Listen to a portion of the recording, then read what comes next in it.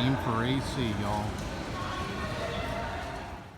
What up, YouTube? Ed WeskerGriff coming back with my Sunday recap for the National in Atlantic City, the final day of the convention. So went on Sunday, got there early because if you didn't watch the previous video, I gave a card to PSA. They emailed me a little after 6 on Saturday saying that the grade was posted, everything was ready for pickup.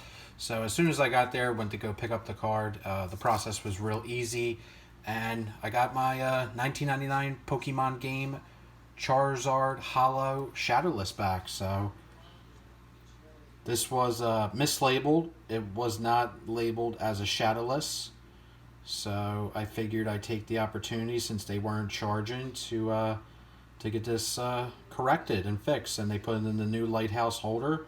Looks really, really nice, and extremely happy to get this one back. This is a childhood card. I've had this ever since 1999, and I've held on to this for many, many years. Got it graded, I want to say 6-7 years ago, and it was in the old holder, but it wasn't labeled as a Shadowless.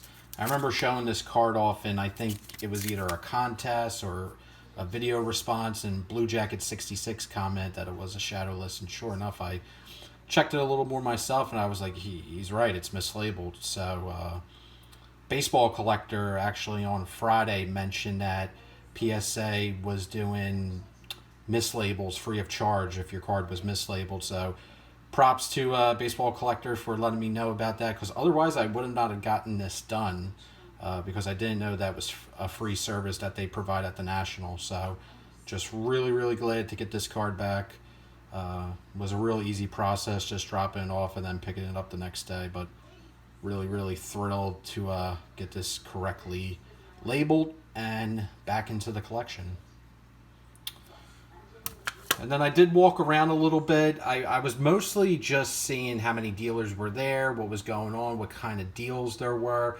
There was some really good wax deals on blaster boxes. Probably should have bought some of it. I know WWE Prism blaster boxes were like $13. David Adams was doing a special. A lot of the distribution guys were doing specials. But I don't know, I just got tight with my money and kind of didn't want to spend. Only took 100 with me, and was just going around to see if anything in particular really caught my eye. And as I was leaving, 2 cards caught my attention, and was able to get both of these cards for $70. So the dealer took off $30. But the first one here is from 2005 Finest. This is a black refractor PSA Mint 9 of Terrell Owens, T.O. And it's never seen this card before, and was talking to the dealer about how TO cards in the Eagles uniform are pretty hard to come by. You don't really see too much out there of TO in the Eagles uniform. And I was, talking about how TO doesn't really... TO is an incredible wide receiver, Hall of Famer, but Eagle fans don't necessarily like T.O. from the fallout that he had with Donovan McNabb. And I was talking about how I always admired how he played in the Super Bowl basically on one leg, since his entire ankle had like a metal screw in it. And sure enough, when I asked him to see the card on the back, it talks about how he played in the Super Bowl basically on one leg. Owens dressed in the Super Bowl with a fractured fibula and a severe ankle sprain, and he beasted in that Super Bowl. He had I think 9 catches for 122 yards. Pretty sure he also caught a touchdown. If the Eagles win that game, he probably would have been the MVP of the Super Bowl that year. But this is numbered out of 99.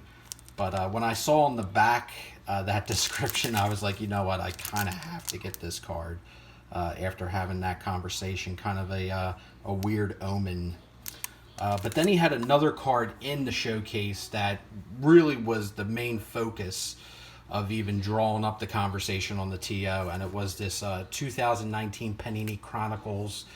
This is the Blue Ice of Juan Soto and a PSA Mint 9.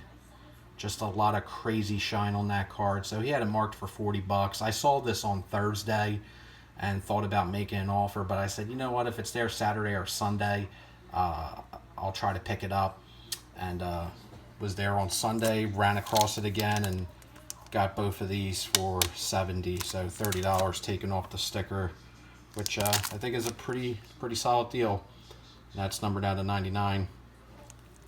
So those were my last two pickups from the show. Also was hanging out with Mike O, Papa O, and Big Scott 35. Big Scott 35 hooked me up with one of these cool shirts, although was breaking his chops a little bit how the blue and orange just might be perceived as a Mets shirt here in Philadelphia, but all good. Just thanks Scott for hooking me up with this nice shirt. Really cool. Appreciate that. And then walked the floor a little bit more and was out of there by 2:30, and that was the end of the show for me. So I'm going to put some clips in this video and probably do a couple more videos, just talk about the show overall, my takeaways from it, and a couple more videos, and a couple different videos, not this one, but definitely a lot of things happened over the weekend. I'm tired. I'm glad it's kind of over. It was a really long week, tons of walking. I got to do the final tally, but I'm pretty sure I walked over, I want to say roughly 40 to 50 miles in the course of the week. So tons of walking, but that's all I got for you guys. Have a great one. See you in Chicago next year. Peace. Have fun. I hit the mother load. Good deals only. Good deals only.